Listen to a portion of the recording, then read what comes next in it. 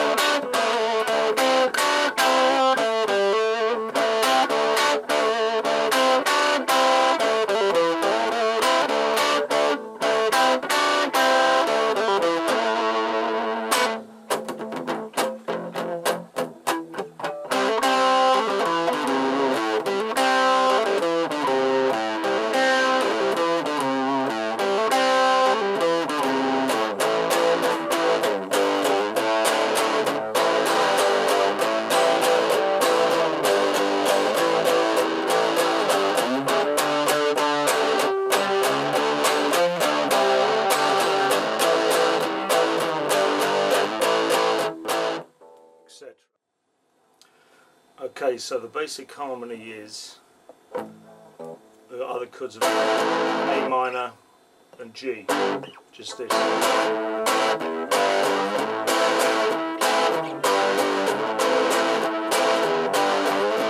And when he goes to the lyric, you do the shake, the rattlesnake shake, it slides up to D and C, so and then back. And that's essentially so one of the problems is it sounds a bit boring if you just do the chords, and especially if you're playing on one guitar for yourself, you're trying to recreate what the whole band is doing. So I prefer to play it like this. Really, you're playing power chords here, I suppose that's what they're called. So first finger on the A on the first string, and I prefer to use my little finger on the 7th fret of the 5th string, so you've got that power chord with those two strings, and go.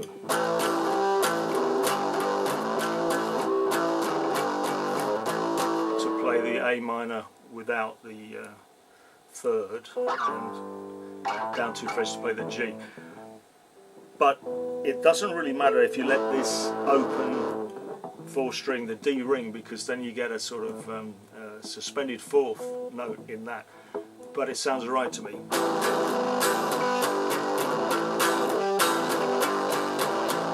This also allows you, you're not as restricted as when you're doing these bar chords, because then you can hammer on with the first finger, allowing the open E to sound and then hammering it on as you move.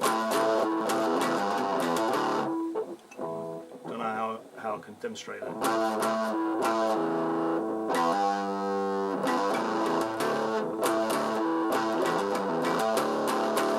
Makes it sound more like the overall effect of the band.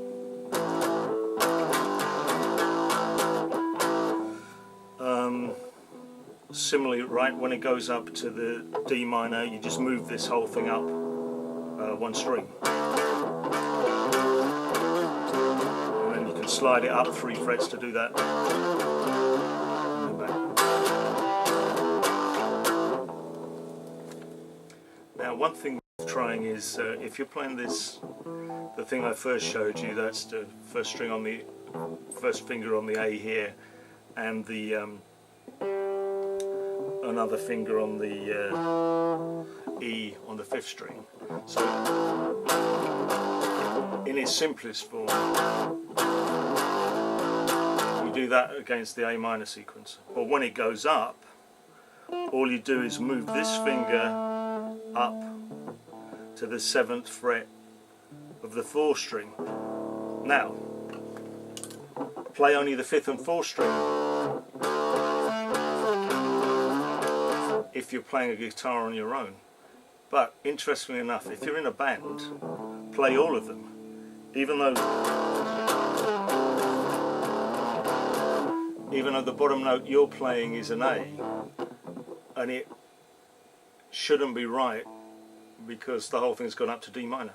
Remember that your bass player will have gone up to D, playing the note D and the note C, and that is the lowest note, that's the reference point. So so this is what it would be like. A very subtle difference if you're just playing it on the one guitar. And it goes up, then back down. But with a bass player in there, very effective. The song sort of has 3 sections. There's that goes with the lyrics. Then there's a sort of instrumental chord thingy, which is essentially this. You've got a A minor chord, then you've got a C chord, I'm using the F shape to play the C, and a D chord. And you can force this C chord against a continuously playing A minor chord. It just makes a sort of slightly A minor chord with a few added notes to work. And the riff, though they don't play it like this, but the harmony of it is A minor, C, D.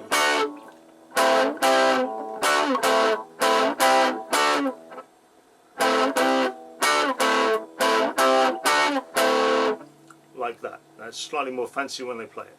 So instead of playing C here and D here, you can play, lighting's not very good at that, C chord here, a D chord here, using the sort of A shape with these 3 fingers. You don't actually play that, you play this. So you're playing, look at this.